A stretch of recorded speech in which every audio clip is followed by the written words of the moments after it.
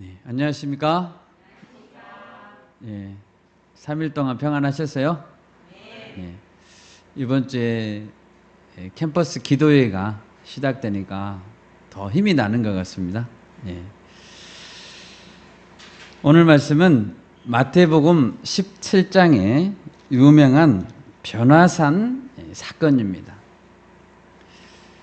1절 말씀을 보시면 예수님은 엿새 후에 높은 산에 올라가셨습니다.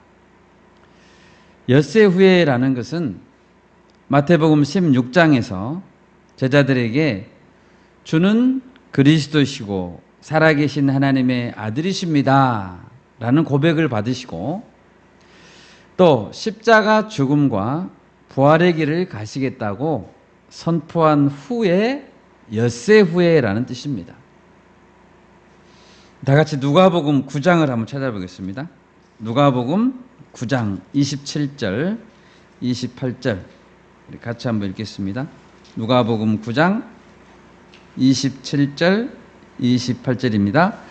내가 참으로 너희에게 이르노니 여기 서 있는 사람 중에 죽기 전에 하나님의 나라를 볼 자들도 있느니라. 이 말씀을 하신 후 8일쯤 되어 예수께서 베드로와 요한과 야고보를 데리고 기도하시러 산에 올라가사. 아멘. 누가복음에서는 8일쯤이라고 기록하고 있습니다. 그리고 제자들이 산 위에서 하나님의 나라를 볼 것이라고 예수님이 말씀하셨습니다. 예수님께서 십자가와 부활에 대해 예고했을 때 사람이 다시 살아난다는 것을 한 번도 본 적이 없고 경험하지도 못했으니 제자들에게는 당연히 부활에 대한 개념이 없었을 것입니다. 또 부활의 감격과 부활의 영광에 대해서도 제자들은 알지 못했을 것입니다. 이런 제자들에게 예수님의 십자가 죽음은 절망적인 소식이었을 것입니다. 예수님께서 변화산에 올라가신 이유는 핵심 제자 그룹에게 십자가 이후에 있게 될 하나님 나라의 영광을 보여주시고 제자의 길을 담대히 걷게 하고자 하신 것입니다. 오늘 말씀의 제목은 누구 말을 들어야 하는가입니다. 여러분, 우리는 누구의 말을 들어야 됩니까? 예수님 말씀 들어야 됩니다. 당연히 우리는 예수님 말씀을 들어야 됩니다. 그러면 왜 우리는 예수님 말씀을 들어야 됩니까? 예수님은 자기 십자가를 지고 자신이 가셨던 그 길을 따라오라고 말씀하셨습니다. 꽃길이 아닌 십자가의 길은 부담스러운 길입니다. 왜 우리는 그런 부담스러운 길이라 할지라도 예수님의 말을 듣고 따라가야 할까요? 여러분, 정말로 예수님의 말씀이 영원한 진리임을 믿으십니까? 아멘. 예. 그분이 바로 우리 그리스도, 구원자, 나의 왕이시라고 믿으십니까? 아멘. 그러면 따라가야죠. 아멘. 네, 동의하시죠? 네, 따라갑시다. 네. 예수님이 진정한 나의 왕이시라는 사실을 알고 고백함에도 불구하고 예수님을 따르지 않는다면 그런 자들은 자신의 선택에 대해서 나중에 엄중한 책임을 져야 될 것입니다. 오늘 본문에서는 예수님이 제자들 앞에서 자신이 어떤 분인가를 증명하고 있습니다. 어떻게 예수님의 그리스도이심이 증명되고 있는지 나누면서 예수님의 음성을 들어야 되겠다 결단하는 시간이 되시기를 바랍니다. 네, 아멘. 첫 번째로 예수님은 영광스럽게 변형되셨습니다. 예수님은 제자들 앞에서 스스로 변형되심으로 이 땅의 존재가 아니라 천상의 존재임을 스스로 증명하셨습니다. 2절을 보십시오. 그들 앞에서 변형되사 그 얼굴이 해같이 빛나며 옷이 빛과 같이 휘어졌더라. 얼굴은 해같이 빛났고 옷은 빛과 같이 휘어졌습니다. 마치 예수님의 몸은 그 안에 자체에 발광하는 발광체가 들어있는 것 같았습니다. 베드로는 이런 예수님의 모습을 처음 보았고 잊을 수가 없었습니다. 그래서 마가복음 9장 3절은 이렇게 베드로의 증언을 기록합니다. 그 옷이 광채가 나며 세상에서 빨래하는 자가 그렇게 희게 할 수 없을 만큼 매우 휘어졌더라. 이렇게 베드로의 증언을 기록합니다. 예수님의 옷은 평소에 누가 빨았을까요? 잘 모르겠습니다. 수제자 베드로가 섬기기 위해서 자주 예수님의 옷을 빨래했을 수도 있습니다. 베드로는 이렇게 희고 밝은 옷은 한 번도 본 적이 없었습니다. 적당하게 표현할 방법이 없었습니다. 그래서 평소에 예수님 옷 빨래를 자주 했기 때문에 세상에 어떤 자가 빨래를 하더라도 이렇게 희게 할 수 없었을 것이다 라고 베드로는 표현했습니다. 제자들은 마치 커다란 태양을 마주보고 있는 것 같았습니다. 여러분, 태양은 우리가 정면으로 바라볼 수가 없죠. 너무 밝아서.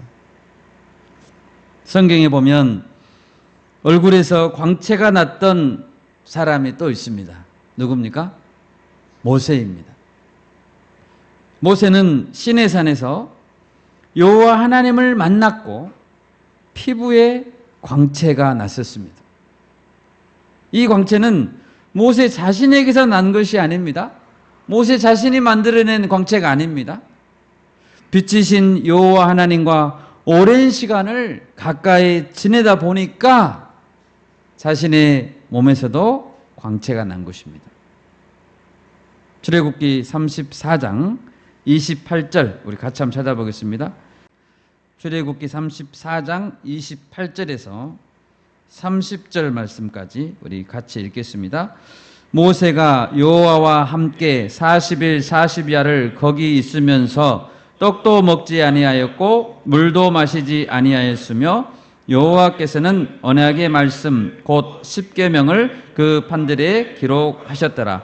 모세가 그 증거의 두 판을 모세의 손에 들고 시내산에서 내려오니 그 산에서 내려올 때에 모세는 자기가 여호와와 말하였으므로 말미암아 얼굴 피부에 광채가 나나 깨닫지 못하였더라. 아론과 온 이스라엘 자손이 모세를 볼 때에 모세의 얼굴 피부에 광채가 남을 보고 그에게 가까이 하기를 두려워하더니. 아멘. 모세는 40일 밤낮 하나님과 함께 계속 지냈습니다. 여러분, 40일간 떡도 먹지 않고 물도 마시지 않았다고 했는데 보통 인간이라면 살 수 없겠죠. 하나님은 모세에게 사람이 떡으로만 사는 것이 아니요 여호와의 입에서 나오는 모든 말씀으로 사는 줄을 알게 하시기 위해서 시내산에서 함께 지냈습니다. 모세는 하나님이 주신 힘과 능력으로 하나님께로부터 계시를 받고 여호와께 기도했고 또 율법을 기록하는 일을 감당할 수 있었습니다. 그렇게 40일이 지나자 모세의 얼굴 피부에는 광채가 났습니다. 시내산에서 내려온 모세의 얼굴을 볼 때 아론과 이스라엘 자손은 두려워할 수밖에 없었습니다. 하는 수 없이 모세는 이스라엘 자손을 향해 말할 때에는 수건으로 자기 얼굴을 가려야 했습니다. 여러분, 하나님은 빛이십니다. 요한일서 1장 5절 제가 읽겠습니다. 우리가 그에게서 듣고 너희에게 전하는 소식은 이것이니 곧 하나님은 빛이시라. 그에게는 어둠이 조금도 없으시다는 것이니라. 아멘. 온 세상에 어떤 신도, 어떤 존재도 스스로 빛을 만들어낼 수 없습니다. 무에서 빛을 창조해낼 수 없습니다. 온 세상의 모든 존재들 중에서 만약 빛나는 것이 있다면 그것은 하나님께서 주신 재료들을 사용해서 빛을 겨우 만들어내는 것이고, 혹은 빛을 반사할 수 있을 뿐입니다. 어떤 자도 스스로 빛을 만들어낼 수 없습니다. 예수님께서 세 명의 제자들 앞에서 빛나는 분으로 변형되신 것은 예수님 자신이 곧 참된 빛이시기 때문입니다. 아멘. 예수님은 변화산 꼭대기에서 뿐만 아니라 언제 어디서든지 그렇게 변형될 수 있습니다. 아멘.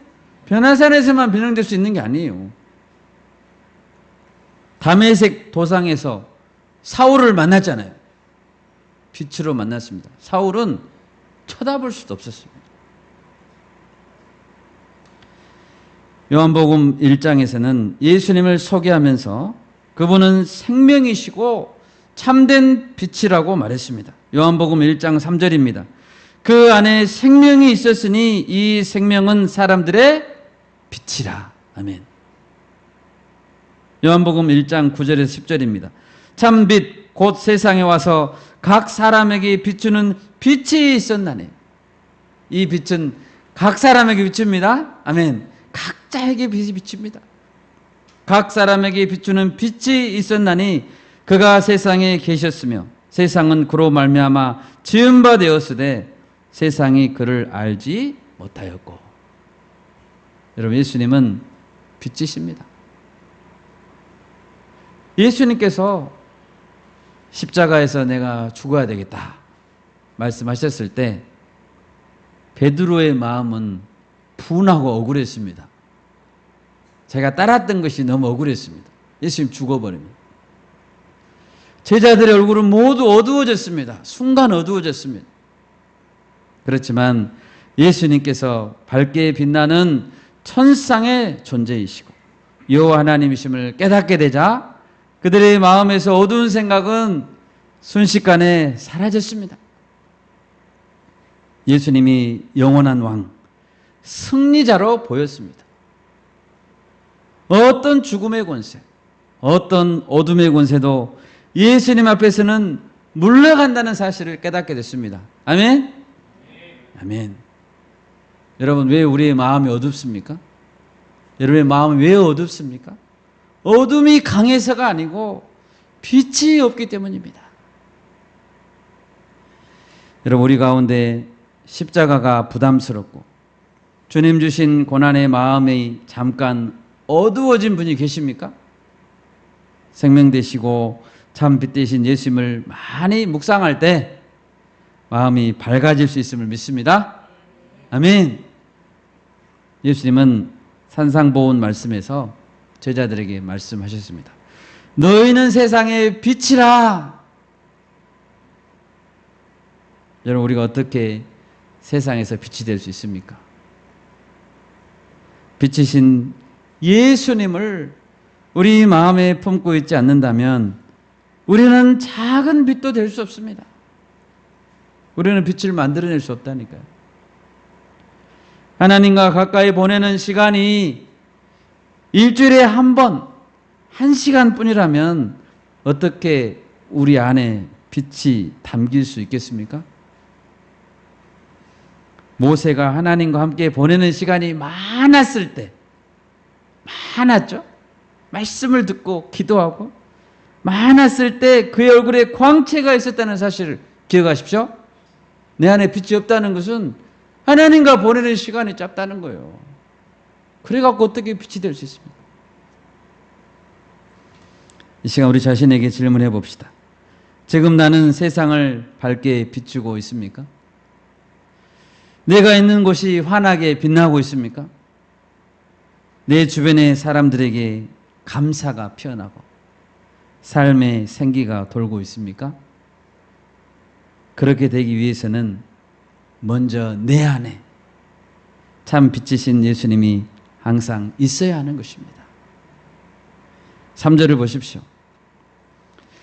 또 놀라운 것은 베드로가 흰 옷을 보면서 감탄하는 사이에 어느새 모세와 엘리야가 나타나 예수님과 어떤 이야기를 나누는 것이었습니다.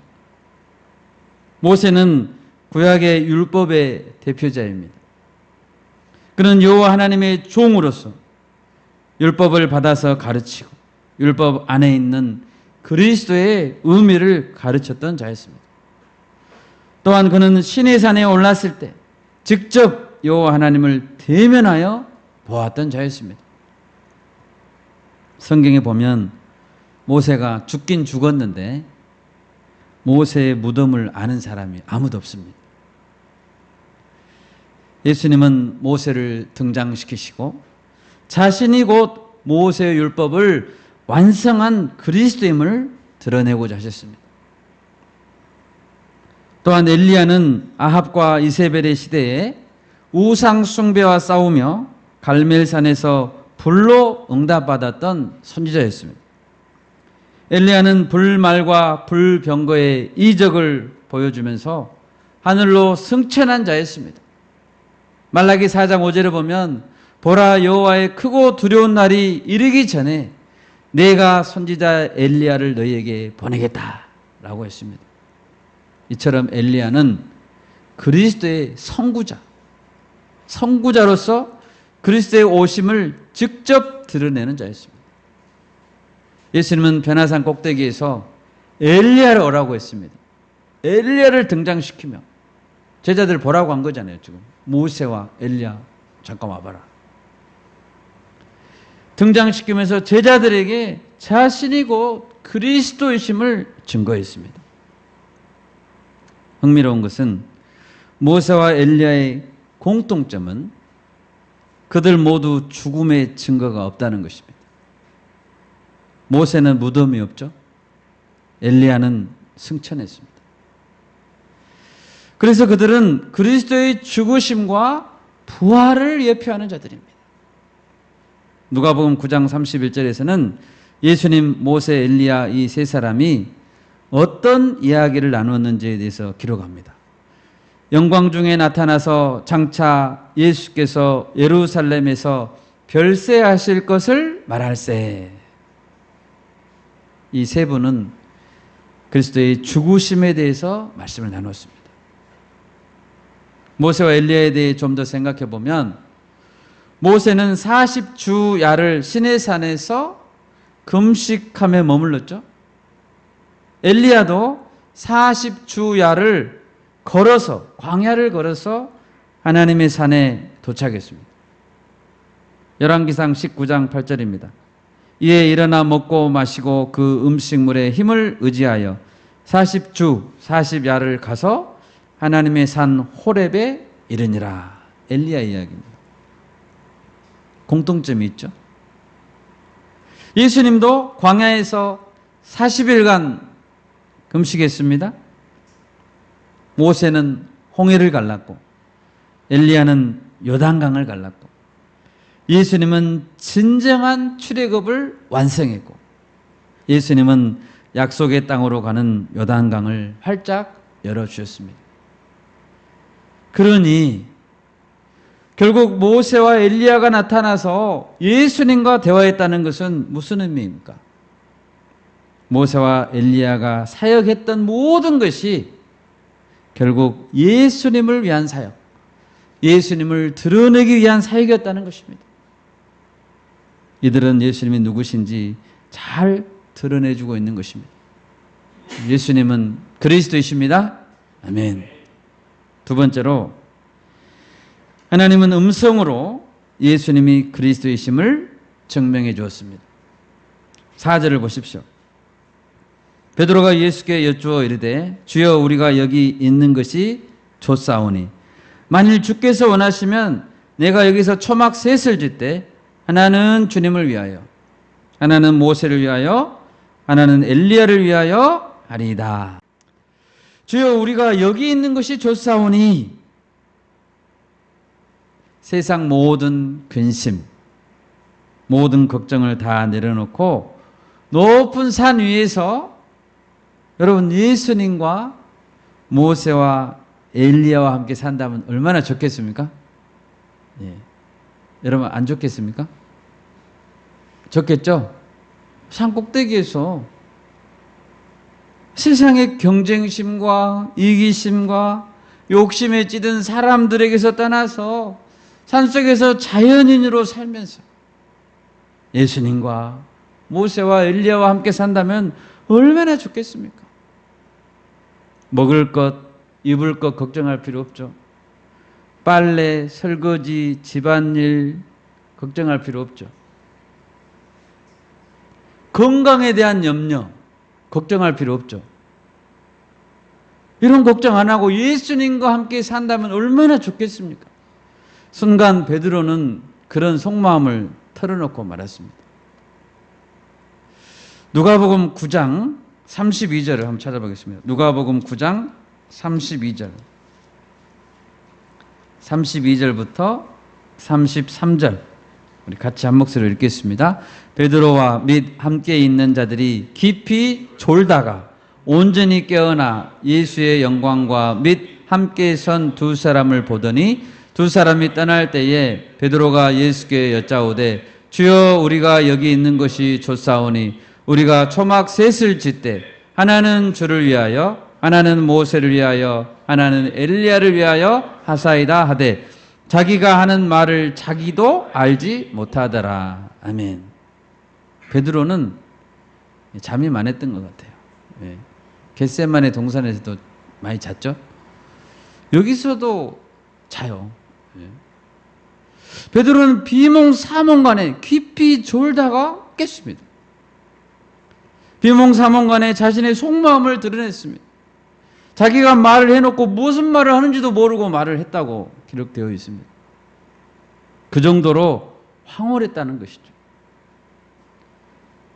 그때 갑자기 하늘에서 빛난 구름이 그들을 덮었고 구름 속에서 우렁찬 음성이 들렸습니다. 본문 5절 말씀입니다. 5절 말씀 우리 함께 읽겠습니다. 말할 때에 호련히 빛난 구름이 그들을 덮으며 구름 속에서 소리가 나서 이르시되 이는 내 사랑하는 아들이요 내 기뻐하는 자니 너희는 그의 말을 들으라 하시는지라. 아멘. 이 음성은 누구의 음성입니까? 하나님의 음성입니다. 아멘. 호련히 빛난 구름이 그들을 덮었고 빽빽한 구름이 그들을 덮었다는 것은 하나님의 임재를 상징하는 것입니다. 출애굽기 24장 15절에서 17절 우리 24장 찾아보겠습니다. 출애굽기 24장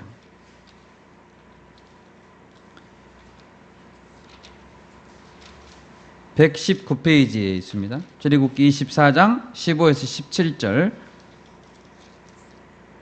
같이 한 목소리로 읽겠습니다. 모세가 산에 오르매 구름이 산을 가리며 여호와의 영광이 시내산 위에 머무르고 구름이 엿새 동안 산을 가리더니 일곱째 날에 여호와께서 구름 가운데서 모세를 부르시니라. 산 위에 여호와의 영광이 이스라엘 자손의 눈에 맹렬한 불같이 보였고. 아멘. 여호와의 영광이 시내산 위에 임하실 때 그 안에 불을 품은 것 같은 빛난 구름, 빛난 구름이 산 윗부분을 덮었다는 거예요. 출애굽기 40장 찾아보겠습니다. 출애굽기 40장 마지막 장입니다. 출애굽기 40장 34, 35절. 출애굽기 40장 34, 35절 읽습니다. 구름이 회막에 덮이고 여호와의 영광이 성막에 충만하며 모세가 회막에 들어갈 수 없었으니 이는 구름이 회막 위에 덮이고 여호와의 영광이 성막에 충만함이었으며. 아멘. 빽빽한 구름이 회막을 덮어서 모세가 회막에 들어갈 수 없었습니다. 지금 이 변화산 꼭대기가 뭐라는 거예요? 성막과도 같은 곳이라는 거예요.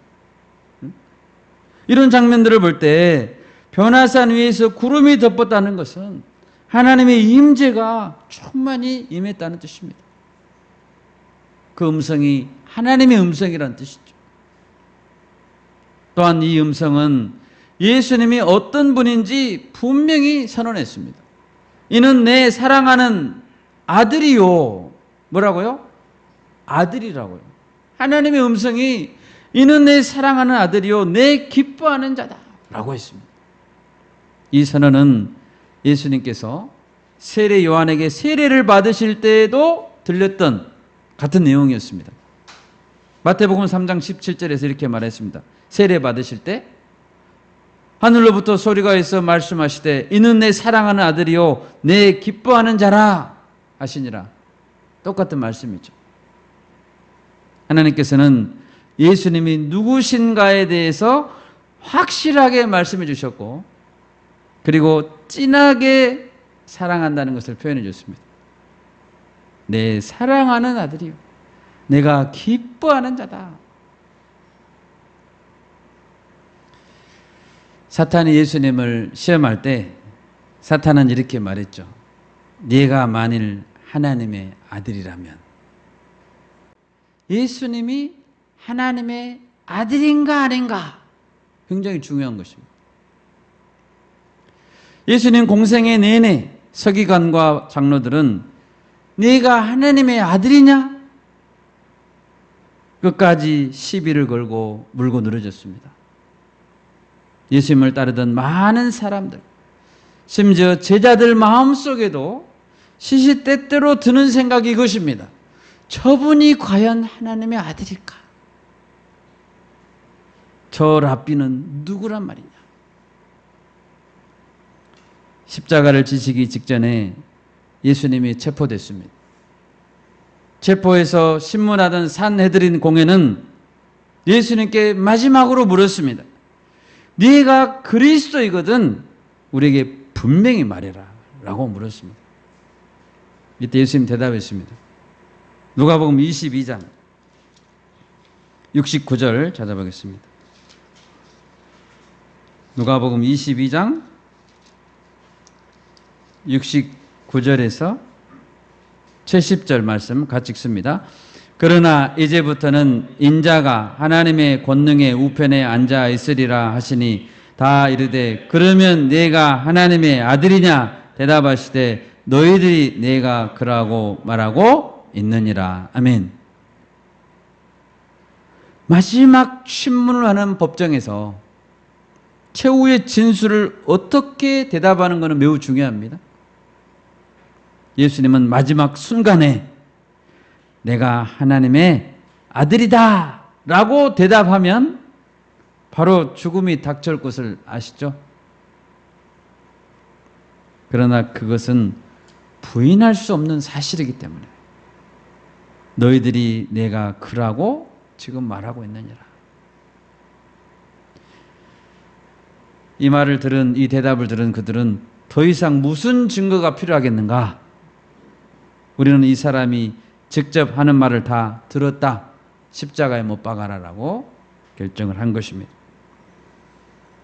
여러분, 예수님은 누구십니까? 하나님의 아들이십니다. 하나님의 아들 그리스도이십니다. 예수님께서 목숨을 걸었죠. 이 명제에 대해서 목숨 걸었죠. 나는 그리스도다. 목숨 걸었습니다. 목숨을 걸고 자신이 누구이신가? 자신의 정체성을 붙들었습니다. 예수님이 이렇게 하셨듯이 우리도 예수님을 따르는 자들로서 예수님이 하나님의 아들이시라는 사실에 목숨을 걸어야 됩니다. 아멘? 그리고 나는 하나님의 자녀이고 이런 예수님을 따르는 제자이다 라는 것에 목숨을 걸어야 되는 것입니다. 아멘? 아멘. 이것은 부인할 수 없기 때문입니다. 이것이 우리의 정체성입니다. 우리는 누가 뭐라고 해도 이것을 놓치면 안 되는 것입니다. 예수님은 그리스도다. 예수님은 그렇게 말씀하시고 십자가 지셨다니까요. 그렇다면 이런 강력한 우리의 자기 인식은 무엇으로 이어져야 됩니까? 하나님은 구름 속에서 말씀하셨습니다. 너희는 그의 말을 들으라 라고 했습니다. 우리는 누구의 말보다도 예수님의 말씀을 듣고 순종해야 하는 것입니다. 변화산에 오르기 전 6일간 제자들의 마음은 어땠을까요? 예수님의 십자가와 부활에 대해서 말씀드렸잖아요. 그 6일간 제자들의 마음은 어땠을까요? 높은 변화산에 오르면서 숨이 턱턱 막힐 때에도 제자들 마음속에서 맴도는 생각은 한 가지였습니다. 십자가를 지고 나를 따르라는데. 얼마나 부담스러운 말입니까? 내가 언제까지 예수님을 따라야 되지? 정말 예수님이 십자가에서 죽는다면 그 다음엔 누가 나를 책임져 주지? 나는 정말 내 십자가를 질 수 있을까? 나도 죽지 않을까? 내가 죽으면 내 가족은 누가 책임져 주지? 이런 마음속에 깊은 곳에 속삭이는 여러 말소리들이 들렸을 것입니다. 별의별 생각으로 마음이 복잡해졌을 것입니다. 제자들의 마음속. 그런데 베드로, 야고보, 요한이들의 귀에 똑똑히 하나님의 음성이 들렸습니다. 너희는 그의 말을 들어라. 아멘. 다른 말을 듣지 말고 마음속에 있는 다른 목소리, 다른 음성, 다른 부정적인 생각. 내가 십자가를 질 수 있을까? 내가 죽으면 어떻게 되지? 이런 속삭임을 듣지 말고 너희는 그의 말을 들어라. 아멘. 우리는 예수의 말씀을 들어야 됩니다. 예수님의 축복의 말씀도 들어야 되고 사명을 촉구하는 말씀도 들어야 되고 예수님의 심판의 메시지도 다 들어야 됩니다. 예수님께서 이들에게 변화산에서 영광스러운 모습을 보여주시고 하나님께서 구름 속에서 음성으로 말씀해 주시는 그 이유는 그들이 예수님의 말씀에 순종하도록 돕기 위해서입니다. 그들은 이 일의 증인이 되어서 여러 사람들에게 증언해야 됩니다. 여러분, 하나님께서 우리를 가장 기뻐하실 때는 언제일까요? 그것은 우리가 예수의 말씀을 들을 때입니다. 구약의 사무엘상 15장에 보면 하나님은 사울 왕에게 아말렉 족속을 진멸하라 라고 명령했습니다. 진멸하라는 것은 하나도 남김없이 다 멸망시키라는 것이죠. 그런데 사울 왕은 자기 눈에 보기에 좋은 것은 남기고 자기 눈에 보기에 가치 없고 하찮은 것은 진멸했습니다. 하나님께서 이미 진단을 내렸죠. 아말렉 족속은 진멸당해야 된다. 하나님 이미 진단 내렸습니다. 다 죽어야 돼요. 하나님이 이미 진단을 내리셨고 모두 살릴 만한 가치가 없다고 판단했기 때문에 진멸하라는 것입니다. 사울왕은 자신의 기준이 되어서 남길 것과 남기지 않을 것을 결정했습니다. 하나님의 말씀을 듣지 않은 전형적인 사례입니다. 사울왕은 좋은 제물로 번제를 드리고자 했습니다. 번제 안 드리려는 게 아닙니다. 사울왕은 좋은 제물을 골라서 번제를 드리고자 했지만 하나님은 받지 않았습니다. 왜냐하면 말씀을 듣지 않았기 때문입니다. 사울은 끝까지 자신이 하나님의 말씀을 들었다고 우겼습니다. 다 들었다니까요. 우겼습니다. 사무엘상 15장 20절과 21절을 보겠습니다. 사무엘상 15장 20절과 21절 우리 같이 읽겠습니다.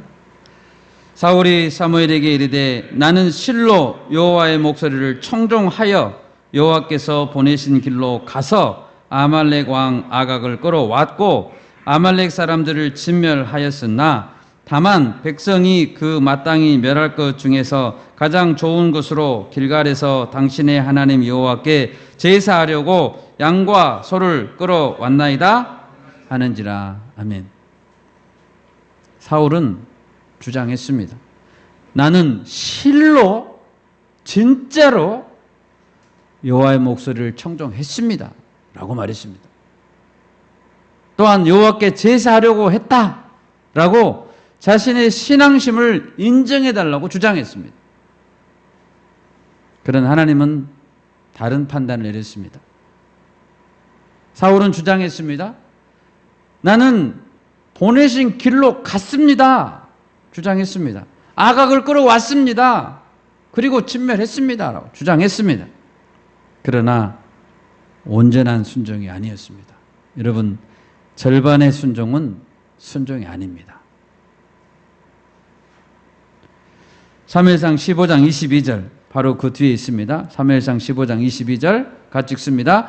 사무엘이 이르되 여호와께서 번제와 다른 제사를 그의 목소리를 청종하는 것을 좋아하심같이 좋아하시겠나이까. 순종이 제사보다 낫고 듣는 것이 순양의 기름보다 나으니. 아멘. 여러분, 우리가 하나님께 많은 시간을 드릴 수 있습니다.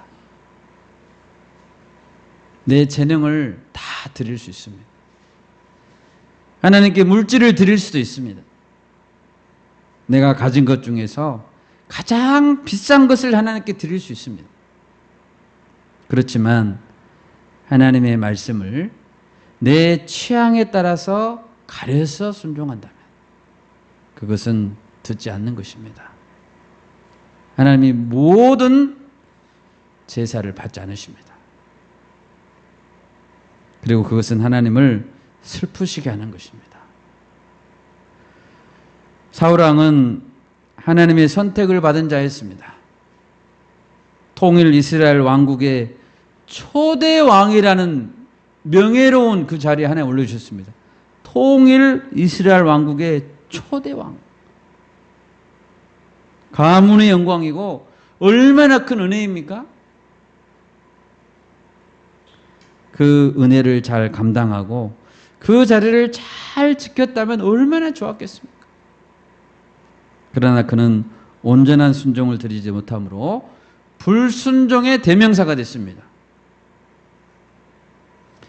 얼마 전에 우리가 말씀을 나눈 대로 아하시야 왕은 자신에게 병이 들었을 때 블레셋 우상 바알세붑에게 물으러 사람을 보냈습니다. 하나님의 말씀을 듣지 않고 우상의 말을 듣기 위해서 보냈다가 사소한 골절상을 입었던 것에 불과했지만 그의 인생 전체는 비참한 결말을 맞이하고 말았습니다. 누구의 말을 듣는가는 이렇게 중요합니다. 너희는 그의 말을 들으라. 아멘. 우리가 예수의 말씀을 듣기 위해서는 자신의 생각, 자기의 기준, 자기의 경험과 판단을 내려놓아야 됩니다. 다른 사람의 조언을 구하기보다 예수님의 말씀, 예수님의 방향이 100% 옳다고 믿어야 됩니다. 이 시간 우리 모두 예수님 말씀을 온전히 듣기를 소원합니다. 아멘. 이미 예수님께서 해주신 말씀이 성경에 기록되어 있습니다. 그 말씀을 늘 가까이 하고 한마디 말씀에 순종할 수 있기를 바랍니다. 아멘. 마지막 세 번째로 말씀의 성취로 그리스도이심이 증명됐습니다. 9절을 보십시오. 산에서 내려오면서 예수님은 제자들에게 말씀했습니다. 인자가 죽은 자 가운데서 살아나기 전에는 본 것을 아무에게도 이르지 말라. 예수님은 왜 방금 제자들이 본 것을 부활이 있기 전까지는 말하지 말라고 했을까요? 왜냐하면 그리스도의 영광, 지금 영광스러운 그리스도를 만났죠? 이 그리스도의 영광은 십자가와 부활을 통해서 볼 때야만 이해될 수 있기 때문입니다. 십자가 죽음과 부활을 통과함 없이 곧바로 영광의 자리로 나아간다면 그 영광은 바르게 이해될 수 없기 때문입니다. 제자의 삶도 마찬가지입니다. 십자가 없는 영광은 없습니다? 없습니다. 자신을 부인하지 않고 자신의 십자가를 지지 않으면서 영광만을 맛보려고, 영광만을 따먹으려고 하는 것은 오히려 자신을 멸망시키는 독약이기 때문입니다. 제자들은 산 위에서 나타났던 엘리야를 떠올리며 예수님께 물었습니다. 10절입니다. 어찌하여 서기관들이 엘리야가 먼저 와야 하리라 하나이까? 서기관들은 엘리야가 와야 그리스도가 오는데 아직은 엘리야가 오지 않았다라고 주장했습니다. 그러니까 예수가 그리스도가 아니라는 것이죠.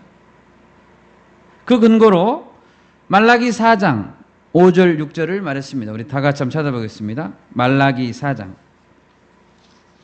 구약성경 맨 마지막에 있습니다.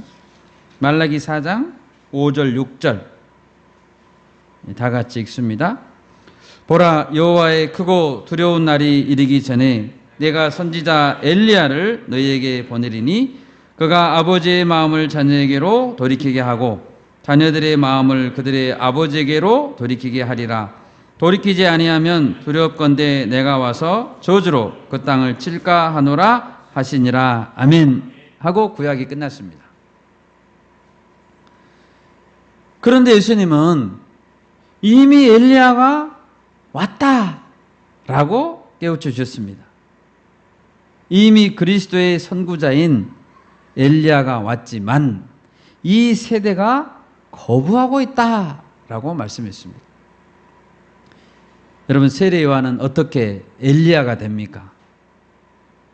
먼저 외형적으로 보면 엘리야처럼 털이 많은 옷을 입고 다녔죠? 세례 요한과 엘리야는 외형적으로 비슷했습니다. 엘리야는 여호와 하나님과 우상들 사이에서 주저하는 백성들에게 도전했습니다. 우리 다 같이 열왕기상 18장 보겠습니다. 열왕기상 18장 21절입니다. 열왕기상 18장 21절 같이 읽습니다. 엘리야가 모든 백성에게 가까이 나아가 이르되 너희가 어느 때까지 둘 사이에서 머뭇하려느냐? 여호와가 만일 하나님이면 그를 따르고 바알이 만일 하나님이면 그를 따를지니라 하니 백성이 말 한마디도 대답하지 아니하는지라. 아멘. 그리고 나서 불로 응답받는 그 사건이 일어났잖아요. 이렇게 엘리야는 백성들에게 강하게 도전했습니다.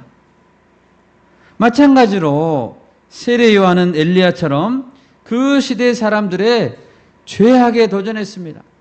세례 요한의 메시지가 무엇이었습니까? 회개하라 했습니다. 회개하라, 천국이 가까이 왔느니라 경고했습니다. 그러자 많은 사람들이 회개했죠. 요단강에 와서 울며 세례를 받았습니다. 또 엘리야가 아합과 이세벨 부부에게 핍박을 당했죠. 그렇다면 세례 요한은 헤롯과 헤로디아 부부에게 핍박을 당해서 죽었습니다.